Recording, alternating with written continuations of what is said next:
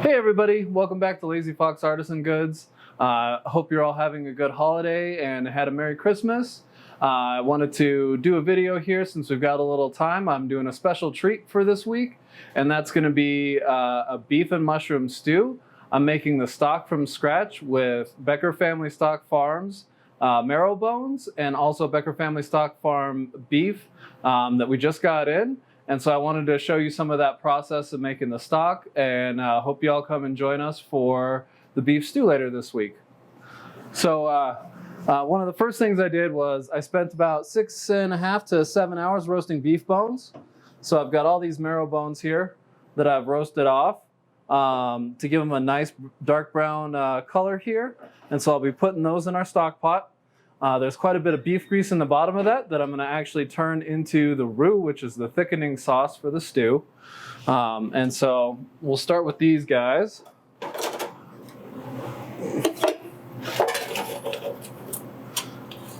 And you can see the nice dark brown color from the Maillard effect on the little bits of meat scraps and stuff that was left.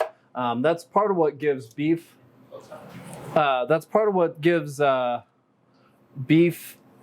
Beef stock, it's really nice dark brown color. And so we'll put that in here in the stock pot. I've had these cooling off just for a few minutes so I can actually handle it.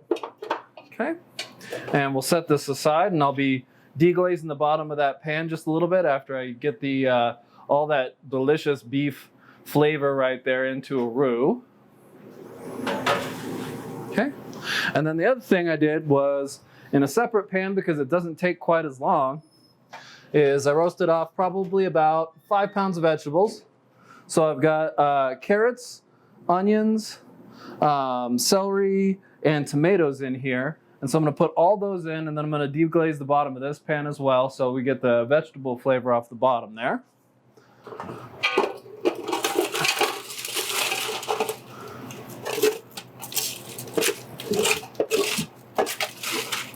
There we go.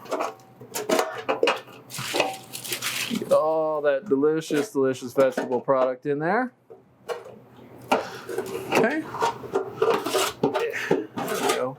And the tomatoes definitely are a key component in that. You want a little bit of acid in your vegetable so that it helps bring out the flavor in the beef. And then one more thing that I did that I like to do for my stocks is I roasted garlic. And so I roasted probably about 3 bulbs worth of garlic. And so they got that nice, rich flavor that you get from roasted garlic that makes it a little bit sweeter and not so astringent. So that's going to go in too. And then what I'll do is I'll fill this thing up pretty much to the top with water. You want a couple inches on top of the beef bones so that the water can slowly reduce and concentrate the flavor some. So I'll fill this up most of the way with water. It's 2 o'clock now, and this will keep going until 5 o'clock tomorrow morning on low to get all that flavor out, and then we'll strain it, and then I will saute beef and get that simmering for about 5 hours before we start serving the soup tomorrow.